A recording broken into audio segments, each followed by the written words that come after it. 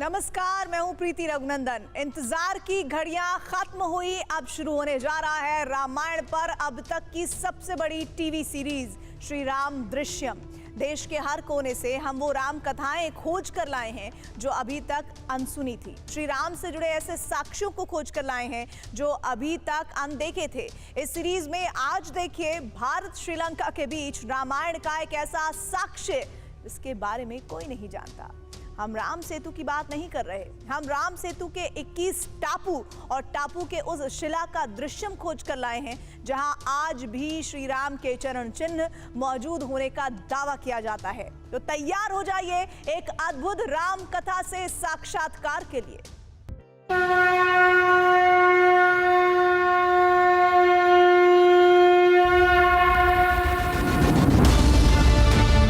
जन्म से रघुवंशी, धर्म से राजा, कर्म से मर्यादा पुरुषोत्तम श्री राम।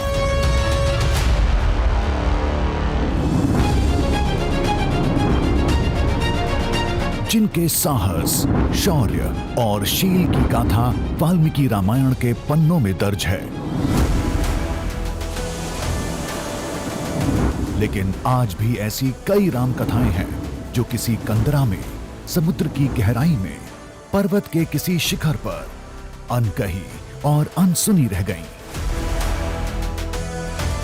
उन्हीं राम कथाओं के अनदेखे दृश्यों को TV9 भारतवर्ष समेट कर ला रहा है। क्या हमारा दृश्यम आगे कहीं इसी समुद्र में छिपा हुआ है? हमें उसकी जानकारी आदि ग्रंथ वाल्मीकि रामायण से मिली थी, जिसके 22वें सर्ग के 60वें और 63वें श्लोक के मुताबिक राम सेतु निर्माण के दौरान कुछ वानर 100 योजन लंबा और 10 योजन चौड़ा सूत पकड़कर खड़े थे। इसके मुताबिक राम सेतु 1300 किलोमीटर लंबा और 130 किलोमीटर चौड़ा था। रामायण में लिखा है, सेतु पर पहला कदम श्री राम ने रखा था, जिसके निशान शिलाओं पर हमेशा के लिए अंकित हो गए थे। हम इन्हीं सवालों के जवाब खोजने जा रहे थे। नक्शे के नाम पर रामायण के चंद श्लोक थे, लेकिन दिल में एक जज्बा था। अगर राम सेतु है तो पैरों के वो निशान भी जरूर होंगे। हम अपनी धुन में बढ़ते जा रहे थे, तभी कुछ दिखा।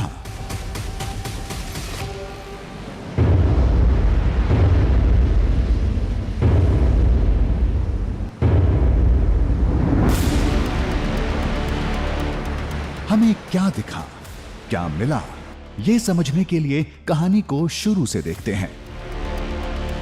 जब कई उलझनों और सवालों के साथ हम रामेश्वरम के धनुषकोडी पहुंचे थे।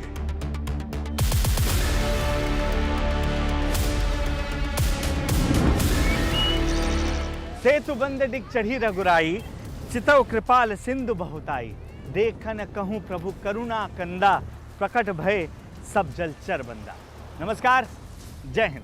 मैं हूं अक्षय विनोद शुक्ला आपके साथ। जो चौपाई मैंने आपको सुनाई, दरअसल ये लंका कांड की चौपाई, जिसके मुताबिक लंका पर कूच करने के लिए वानर सेना के साथ जब प्रभु श्री राम आगे बढ़ रहे थे तो राम सेतु पर सबसे पहले चरण श्री राम के पड़े। और इसके बाद इतनी हलचल समुद्र के भीतर हुई, जो तमाम जीव जंतु समुद्र के भीतर थे वो उनके दर्शन के लिए बाहर आने लगे। और लोगों का मानना है कि उस वक्त प्रभु श्री राम के चरण उस सेतु पर भी अंकित हो गए, छप गए, जिसे आज भी खोजेंगे तो वो हमें मिल सकते।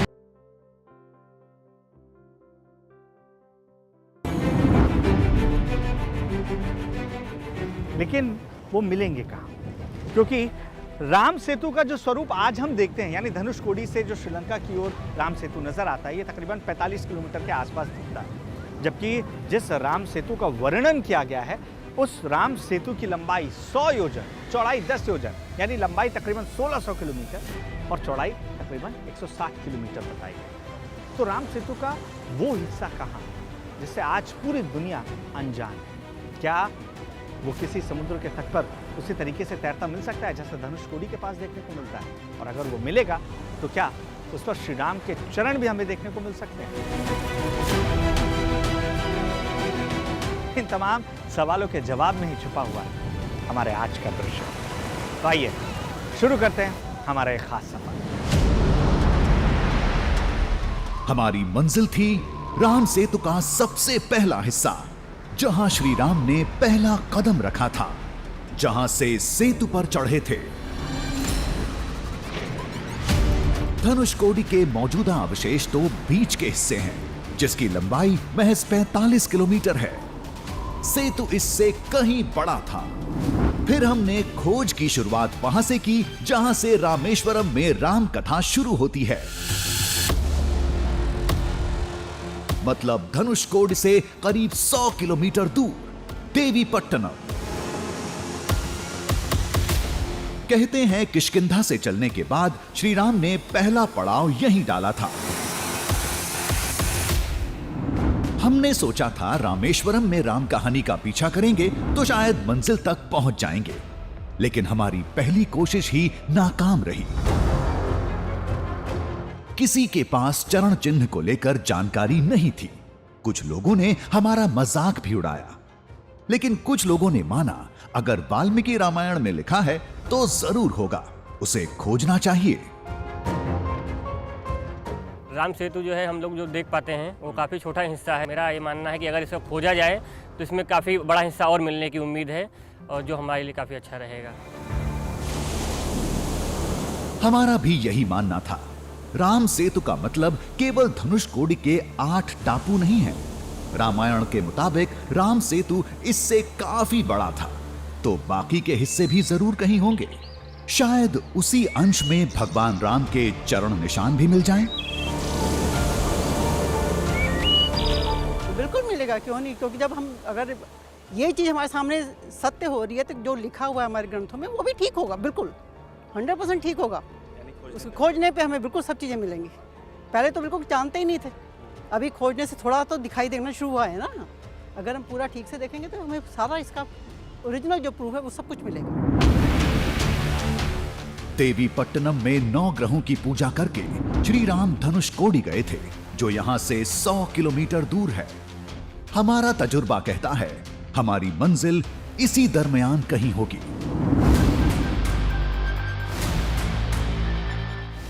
वैसे भी बात जब राम नाम की हो तो सिर्फ मंजिल मायने नहीं रखती, सफर का भी अपना एक मुकाम होता है। चरण चिन्ह की खोज में हमारा अगला पड़ाव था वो जगह जहां श्री राम ने विभीषण का राज्याभिषेक किया था, मतलब कोदंडराम। विभीषण इसी जगह पर प्रभु श्री राम की शरण में आया। श्रीलंका कूच करने के पहले ही इस जगह पर विभीषण का पट्टाभिषेक यानी राज्याभिषेक किया था, और यही वजह है कि इस जगह की खास विशेषता यहां पर मानी जाती है।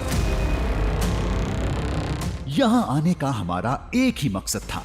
रामायण में लिखा है विभीषण के आने के बाद ही समुद्र पर सेतु बनाने का काम शुरू हुआ था। शायद यहां से कुछ पता चल जाए।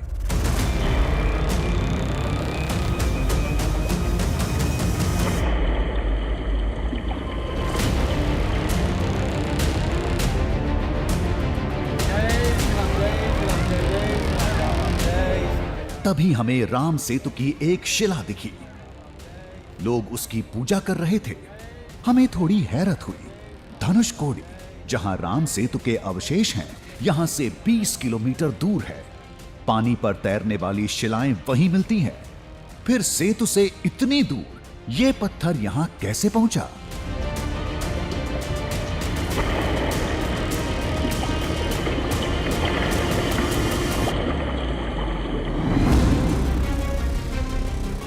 फिर लोगों ने जो बताया उसे सुनकर हम चौंक पड़े, जिसके मुताबिक एक वक्त राम सेतु का एक बड़ा हिस्सा यहां से होकर धनुषकोडी जाता था। यही वजह है कि यहाँ पर भी वो पत्थर मिलते हैं जो हमने आपको राम सेतु में भी दिखाया था। जब आप जाएंगे राम सेतु के करीब धनुषकोडी के पास, वहाँ इस तरीके के पत्थरों को आप देख पाएंगे, उनका दीदार कर पाएंगे, जो पानी में डूबते नहीं हैं, और इनकी लेयर बनाकर राम सेतु का निर्माण किया गया था। 15वीं शताब्दी का इतिहास भी यही बताता है। राम सेतु बहुत बड़ा था, लोग पैदल श्रीलंका चले जाते थे, लेकिन समुद्री तूफान और भूगर्भीय हलचल ने एक बड़े हिस्से को नष्ट कर दिया।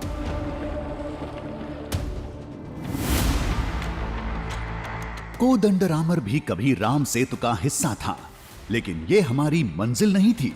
हमें वहां जाना था जहां सेतु की नींव पड़ी थी, जहां पहला पत्थर रखा गया था, जहां श्री राम ने पहला कदम रखा था। फिर अंधेरे में रोशनी की किरण बनकर सामने आए ये बाबा। इन्होंने बताया कि हमें सेतु करई जाना चाहिए। Ram Setu, not here. This is started at Tirupulani near Sezhikare, Ramnath district. बहुत दूर है। They are 65 kilometer about from here. That is starting point, and going to Dhanushkodi via Hindu Mahasamudram, Indian Ocean, not this line. And then Dhanushkodi to Sri Lanka. उधर जाने पे मिल जाएगा? Right, okay, you can see. सेतु करई, ये नाम हमने पहली बार सुना था। बाबा के मुताबिक राम सेतु की पहली शिला वहीं रखी गई थी। ये जगह यहां से दूर थी। हम कोदंडरामर में थे, जिसकी धनुषकोडी से दूरी 20 किलोमीटर थी। अब हमें सेतु करई जाना था, मतलब धनुषकोडी से 80 किलोमीटर दूर। हम जोश से लबरेज थे। हौसला 7वें आसमान पर था। शायद आज रामायण से जुड़ी एक बहुत बड़ी खोज होने जा रही थी। लोगों ने भी हमारी हिम्मत बढ़ाई। It's a miracle. It's a miracle that such a big thing has been hidden so long. I would say that everybody should come at least see it and believe it from your own eyes. बस फिर क्या था, बिना देर किए हम सेतु करई के लिए रवाना हो गए।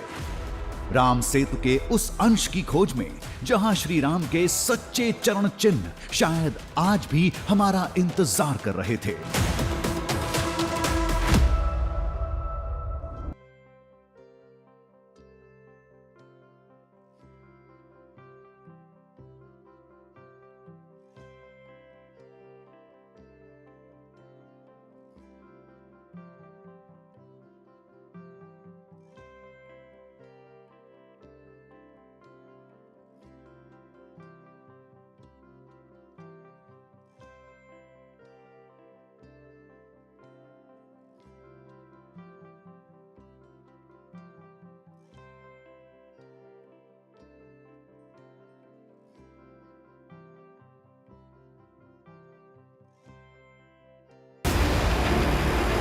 कहते हैं वो निशान आज भी सेतु के किसी हिस्से में मौजूद हैं, जिसकी खोज में हम सेतु करई की तरफ बढ़ते जा रहे थे।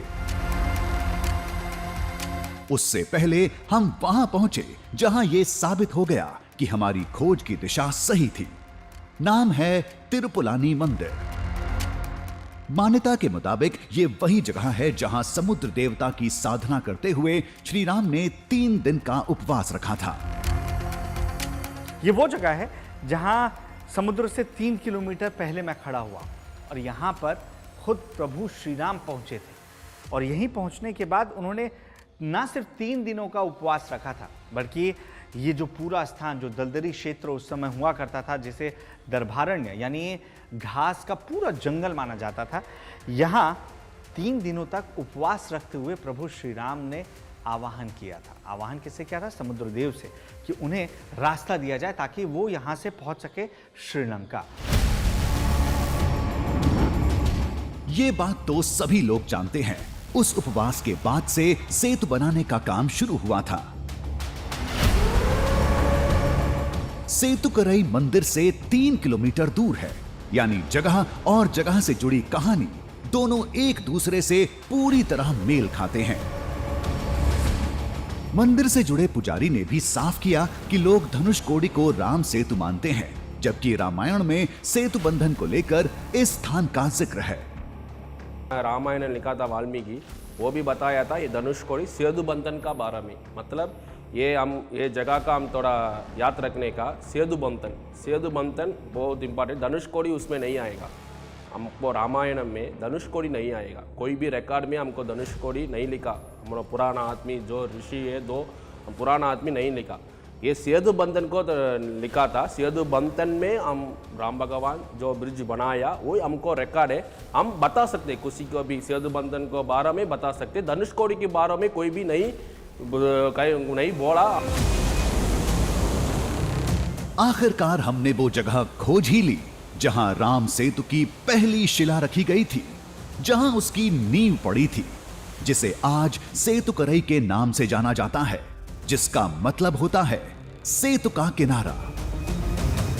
दरअसल ये वही जगह है जिसे लेकर मान्यता है कि यहाँ हनुमान जी ने सबसे पहला पत्थर रखा था जिस पर राम राम लिखा गया था, और जो पत्थर राम सेतु का पत्थर था जो पानी में डालते ही तैर गया, और यहीं से राम सेतु की रचना की गई जो यहाँ से होते हुए आगे बढ़ते हुए धनुषकोडी और उसके बाद लंका तक पहुँची थी।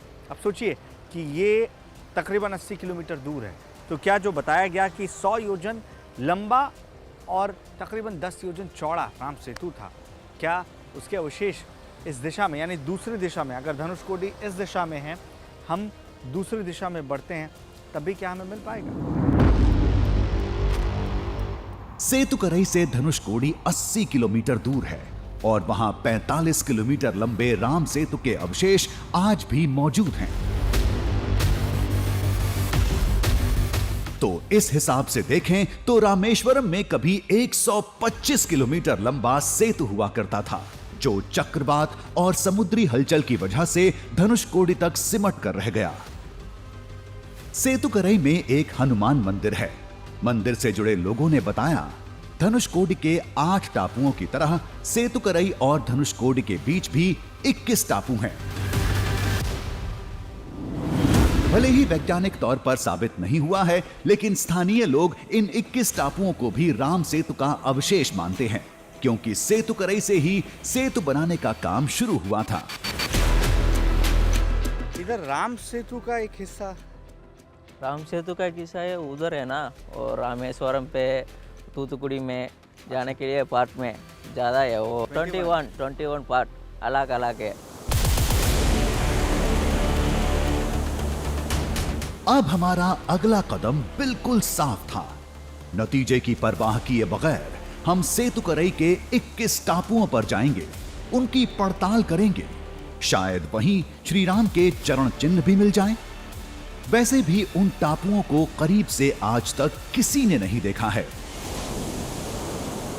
तो वो राम सेतु जो 100 योजन लंबा था, वो राम सेतु जो 10 योजन चौड़ा था, यानी 160 किलोमीटर उसकी चौड़ाई थी और तकरीबन 1600 किलोमीटर उसकी लंबाई थी। तो अगर वो यहाँ से शुरू हो रहा है तो दोनों दिशाओं में वो 160 किलोमीटर तक फैला होना चाहिए। अब देखिए, एक चीज़ जो मुझे यहाँ आश्चर्यचकित कर रही है, और वो चीज़ ये कि जब आप यहाँ खड़े होकर, जिस जगह पर मैं खड़ा हूँ, जो से सेतुकरई कहा जाता है, आप धनुषकोडी सर्च करेंगे तो अभी भी मैप में धनुषकोडी एग्जैक्ट 80 किलोमीटर दिखाई पड़ता है, यानी इस दिशा में 80 किलोमीटर दूर धनुषकोडी है। अब मेरे मन में सवाल यही उठ रहा है कि अगर 80 किलोमीटर इस दिशा में जाने के बाद राम सेतु के साक्ष्य आज भी मौजूद हैं, तो क्या मैं अगर इस दिशा में कुछ दूर बढ़ता हूँ, मुझे राम सेतु के साक्ष्य मिल पाएंगे? अगर हाँ, तो अब हम उल्टी दिशा, यानी जिस दिशा पर अभी तक कोई नहीं गया राम सेतु की खोज में, वहीं जाने की कोशिश करेंगे। हम जोश के साथ तैयारी में जुट गए। फिर राह में एक बहुत बड़ा रोड़ा आ गया। वो 21 टापू गल्फ ऑफ मन्नार के मरीन नेशनल पार्क के दायरे में आते हैं, जहां समुद्री दुनिया में विशेष संरक्षित जीव जंतुओं का बसेरा है। केवल चंद टापुओं पर स्थानीय प्रशासन से विशेष परमिशन लेकर ही जाया जा सकता है। तो जाने का उसमें परमिशन हम जा सकते हैं? परमिशन नहीं देखता है, वो फॉरेस्ट एरिया ना अंदर है, कोई जा सकता है? नहीं, वो नहीं जाएगा ना। फिशर्स बोट जाते हैं? नहीं जाएगा, नहीं बोट ज़्यादा है ना, फिशर्स वाला है, नियर है, वो फिशिंग वाला है, ज़्यादा है इधर। उधर नहीं, उस पर अलाउड नहीं है। हमने मछुआरों से बात की। बिना परमिशन जाने के लिए कोई तैयार नहीं था। तब समझ में आया कि लोगों के पास उन 21 आइलैंड्स की जानकारी क्यों नहीं है। उधर सूरज डूबने वाला था, इधर उम्मीदों की किरण भी बुझने की कगार पर थी। फिर मन ही मन तय किया, कल स्थानीय प्रशासन से बात करके एक कोशिश जरूर करेंगे।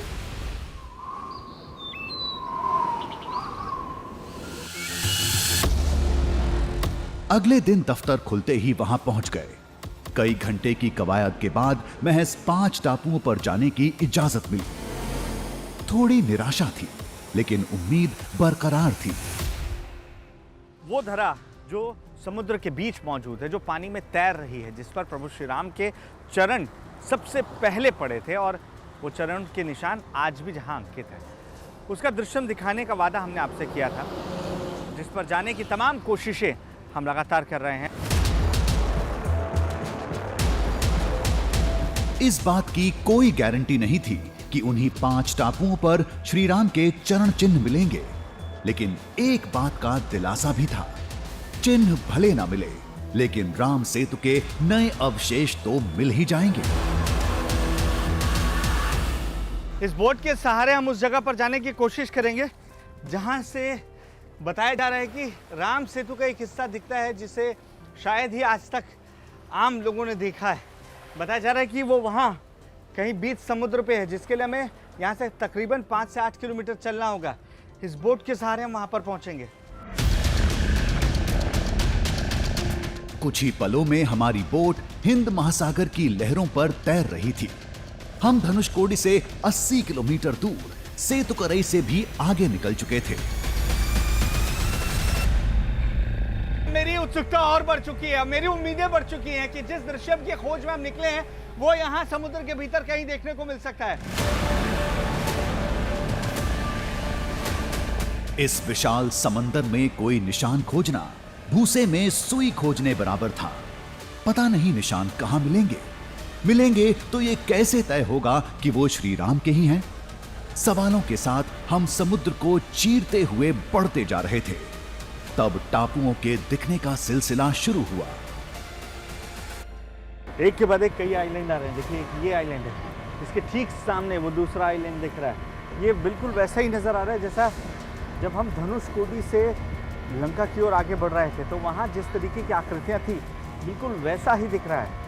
और इस वजह से अब ये सोच और पुख्ता होती जा रही है कि क्या ये राम सेतु का वो हिस्सा है जो अब तक दुनिया देख नहीं पाई है।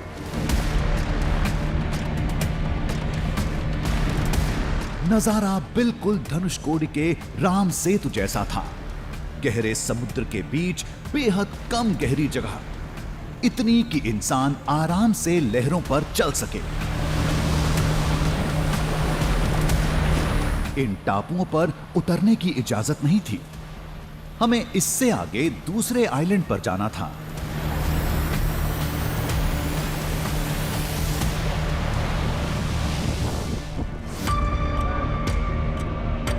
समुद्र में हमारा पहला पड़ाव ये टापू था। स्थानीय लोगों की माने तो हमारे कदम इस वक्त उस जमीन पर थे जो कभी राम सेतु का हिस्सा हुआ करता था।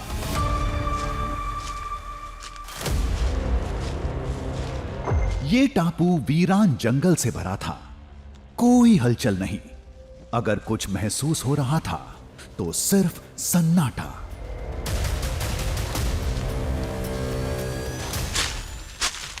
देखिए, इन आइलैंड्स पे पहुंचना जितना मुश्किल है, जितना खतरनाक है, उतना ही खतरनाक है यहाँ से रास्ता खोजकर बाहर निकलना। शायद यही वजह है कि इन आइलैंड्स पर लोगों की आवाजाही की इजाज़त नहीं है। लेकिन हम ज़्यादा देर नहीं दे सकते, क्योंकि हमें आगे भी जाना है। हमें आगे देखना है कि क्या वो आइलैंड्स हैं जिन पर प्रभु श्री राम के चरणों के निशान हैं। हमें केवल एक दिन की परमिशन मिली थी। आगे और टापू भी थे। जितना मुमकिन था उतना खोजा, लेकिन हमें किसी रूप और आकार में कोई निशान नहीं मिला।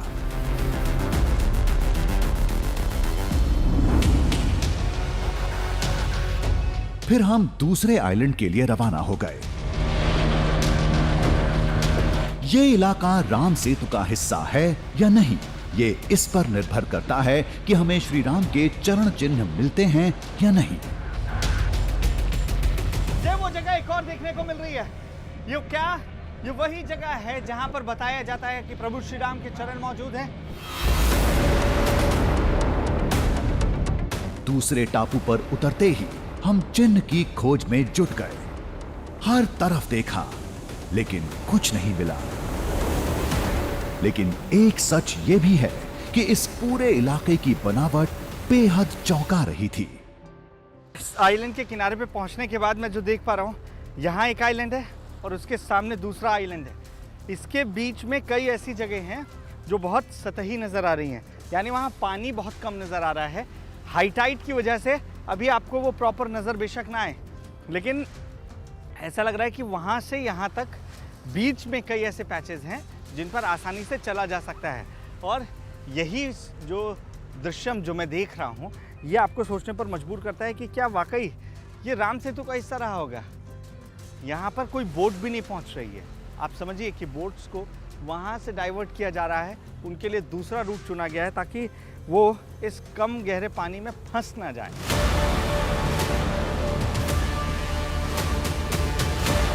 ऐसा लग रहा था कि हम धनुषकोडी में हैं, लेकिन हकीकत में हम वहां से करीब 90 किलोमीटर की दूरी पर थे।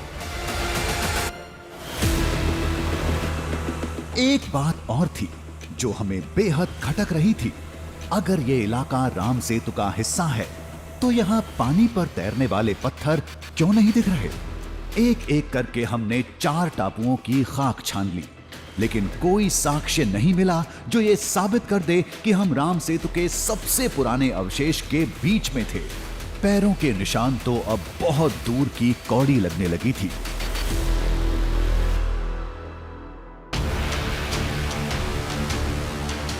अंतिम टापू की तलाश में हम गलती से श्रीलंका की समुद्री सीमा के करीब पहुंच गए। खतरे को भांप हमने तुरंत बोट की दिशा बदली। अब निगाहें चौकन्ना होकर 5वें टापू की टोह ले रही थी। तभी बहुत दूर जमीन का एक टुकड़ा दिखा। अब जहां पहुंच रहे हैं वो मुझे दिख रहा है। दूर से उसे देखने के बाद मेरी एक्साइटमेंट कई गुना बढ़ चुकी है, क्योंकि ये मुझे याद दिला रहा है उस राम सेतु की जो धनुषकोडी से आगे श्रीलंका से ठीक पहले पड़ता है, जिसे अभी मौजूदा स्थिति में राम सेतु का दर्जा मिला हुआ है। बिल्कुल वैसी ही आकृति दिख रही है। अब मैं जानना चाहता हूं कि हम कब तक पहुंच सकते हैं। भैया कितना टाइम लगेगा? 10 मिनट्स? 10 मिनट में हम पहुंच जाएंगे।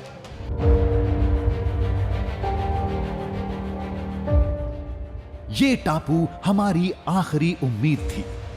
यहां कुछ नहीं मिला तो पूरी कवायद धरी की धरी रह जाएगी। यकीन करना बेहद मुश्किल है। जिस हिस्से पर शायद मछुआरे पहुंचते हो, जहां आप बिना लाइफ जैकेट के आने की सोच भी नहीं सकते हैं, मैं उस जगह पर खड़ा हूं जो चारों तरफ समुद्र से घिरी हुई है। आप देखिए कि हर तरफ जो समुद्र की लहरें वो हिलोरे मार रही हैं और इस पर मैं आसानी से चल पा रहा हूं।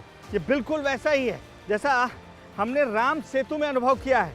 क्या यही वजह है कि इसे लोग राम सेतु का एक हिस्सा बताते हैं? टापू पर कदम रखते ही चेहरे पर एक विजयी मुस्कान खिल उठी। वजह थे ये पत्थर जो बिल्कुल राम सेतु जैसे थे, केवल आकार का फर्क था। विज्ञान की भाषा में इन्हें प्यूमाई स्टोन कहा जाता है। पहली झलक में ये टापू राम सेतु का हिस्सा लग रहा था। How deep is it? कितना गहरा है? 45 फीट तक की गहराई है आजू बाजू। सिर्फ यही एक हिस्सा है जो थोड़ा लंबा नजर आता है। अभी हाई टाइड की वजह से थोड़ा दबा हुआ है। मैंने चलकर आपको दिखाया कि वहां मेरे घुटने से भी कम पानी है। Coral live coral live coral. महज पत्थरों के दम पर इस आइलैंड को राम सेतु का दर्जा नहीं दिया जा सकता। वो चरण चिन्ह मिले तो कुछ बात बने। आइलैंड बहुत बड़ा नहीं था, हमने कुछ ही मिनटों में इसे कदमों से नाप दिया। कोई निशान नहीं मिला। थोड़ी निराशा हुई, कहीं ये कोई साधारण टापू तो नहीं है। फिर राम सेतु वाले पत्थर कहां से आए? ये समझने के लिए हमने ड्रोन कैमरा उड़ाया।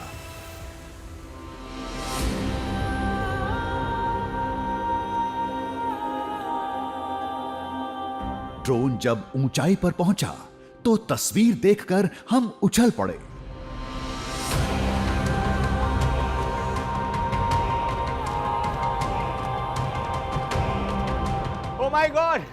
ओ माय गॉड, ये पूरा टापू चरण के आकार का है। वाकई विश्वास नहीं हो रहा है। ये हो कैसे सकता है, इतना बड़ा निशान? मतलब ये सवाल मेरे जहन में उठ रहा है कि क्या ये वही साक्ष्य है जिसका दावा लोग कर रहे थे?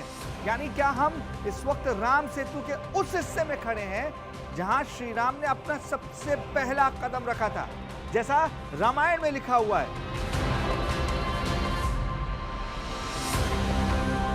जिसे खोज रहे थे, हम उसके ठीक बीच में खड़े थे।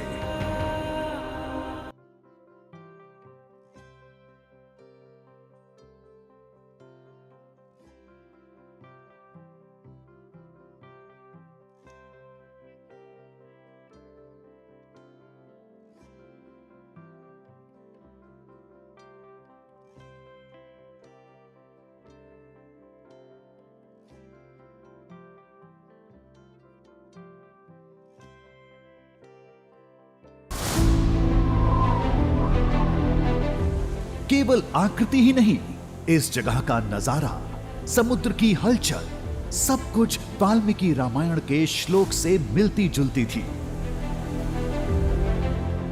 समुद्र का व्यवहार आपको यह सोचने पर मजबूर करेगा कि जो पुराणों में लिखा है कि जब प्रभु श्री राम के चरण राम सेतु पर पड़े लंका पर कूच करने के लिए, तो समुद्र पर बेहद तेज लहरें चलने लगी थी। इस स्थान पर देखिए, बिल्कुल वही आपको अनुभव आएगा जहां तेज लहरें दोनों ओर से आती हुई आपको नजर आती हैं। जब प्रभु श्री राम के चरण राम सेतु पर पड़े थे, तब जो तमाम जीव जंतु जिनका वास समुद्र के भीतर होता है वो निकल आए थे। और जिस जगह पर मैं खड़ा हूं, यहां पर सिर्फ कोरल्स आपको नजर आ रहे हैं। आज तक यहां किसी इंसान के कदम नहीं पड़े, मछुआरे भी इधर नहीं आते। वो तो हम थे जो आदि ग्रंथ से मिले सुराग के दम पर रामायण की निशानी खोजने समुद्र में उतर पड़े थे। हताश हुए, निराशा ने घेरा। आखिरकार समुद्र में चरण चिन्ह को खोजने में कामयाब रहे। समुद्र में तकरीबन 10 किलोमीटर भीतर पहुंचने के बाद मेरे घुटने तक का पानी नहीं है और इस पर मैं आसानी से चल सकता हूं। ये देखिए, और अगर ये वही हिस्सा है जो लोगों की आस्था का विषय है, जिसे लोग राम सेतु बता रहे हैं, तो यकीनन ये रेत, ये वही रेत होगी जो प्रभु श्री राम के चरणों से होकर गुजरी है। ये वही पत्थर हैं जिस पर कभी राम राम लिखकर नल और नील ने कुछ इस तरीके से ये पूरा सेतु बनाया था, जिस पर लंका फतह करने के लिए पूरी वानर सेना प्रभु श्री राम की अगुवाई में आगे श्रीलंका की ओर यानी लंका की ओर बढ़ी थी। और ये वही राम सेतु का हिस्सा है जिसे खोजने हम निकले हैं। धनुषकोडी और श्रीलंका के बीच जो 8 टापू हैं, वो रामायण काल के हैं। वैज्ञानिक इसकी पुष्टि कर चुके हैं। अब सवाल ये खड़ा होता है कि धनुषकोडी से 90 किलोमीटर दूर हमें जो टापू दिखे थे, जो चरण चिन्ह दिखा था, क्या ये सब भी त्रेता युग के राम सेतु के साक्ष्य हैं? तर्कों के हिसाब से तो ऐसा लगता है, लेकिन अभी भी इसे वैज्ञानिक तौर पर परखा जाना बाकी है। सेतु कराई जो स्थान था, सेतु कराई में पहला पत्थर पड़ा था। सेतु कराई को अगर हम लोग बीच में रख करके चलें तो उसके एक तरफ रामेश्वरम जो है वो 60 किलोमीटर की दूरी पर है और दूसरी तरफ जो चरण टापू है, जिसको की मान्यता है कि वो वहाँ प्रभु श्री राम के पदचिन्ह का वो टापू है, उसकी दूरी भी 60 किलोमीटर है। अगर आप इन 60 किलोमीटर को भी जोड़ें तो कुल जो आपके पास संख्या आती है वो 120 आती है। ये भी अपने आप में एक प्रमाण है कि राम सेतु जो है उसकी पूरी चौड़ाई 10 योजन के करीब थी और लंबाई 100 योजन के करीब थी। तो मुझे लगता है कि इसकी साइंटिफिक पड़ताल, साइंटिफिक जांच इसकी अवश्य और होनी चाहिए ताकि और सत्य सामने आ सके।